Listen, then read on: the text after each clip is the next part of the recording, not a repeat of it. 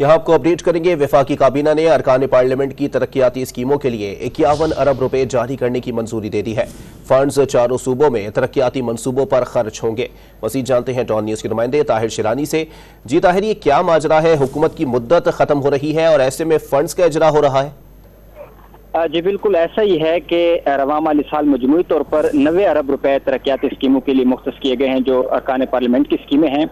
लेकिन उसमें से अभी तक जो रवां माली साल है उसका 1 महीना भी पूरा नहीं हुआ और हुकूमत की जानिब से 51 अरब रुपए जो अरकान पार्लियामेंट की तरक्याती स्कीमें हैं उस मद में जारी करने की मंजूरी दे दी गई है। 24 जुलाई को इक्तिसादी राब्ता कमेटी ने ये फैसला किया था और उसके बाद आज वफाकी काबीना से इसकी तौसीक भी करा ली गई है, जिसके मुताबिक वजारत हाउसिंग के लिए तरक्याती स्कीमों की मद में 47 अरब 15 करोड़ रुपए, पावर डिवीजन को चारों सूबों में तरक्याती मनसूबों के लिए 2 अरब 72 करोड़ रुपए और पेट्रोलियम डिवीजन को पंजाब में गैस स्कीमों के लिए 1 अरब रुपए से जायद अरकान पार्लियामेंट की तरक्याती स्कीमों की मद में जारी करने की मंजूरी दी गई है।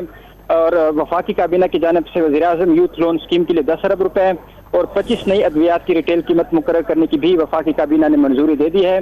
हुकूमत की क्योंकि जो आईनी मुद्दत है वो अगस्त के दूसरे हफ्ते में पूरी होनी है और उससे कबल वफाकी हुकूमत की जानिब से जो अरकान पार्लियामेंट की तरक्याती स्कीमें हैं उसके लिए फंड जारी करने की मंजूरी दी गई है, ताकि इलेक्शन से पहले जो बेशतर तरक्याती फंड्स हैं वो खर्च कर लिए जाएं, ताकि इस तरक्याती स्कीमों को फिर आइंदा आम इंतखाबात के जो मुहिम है उसका हिस्सा बनाया जा सके। बहुत शुक्रिया ताहिर शिरानी अपडेट करने के लिए।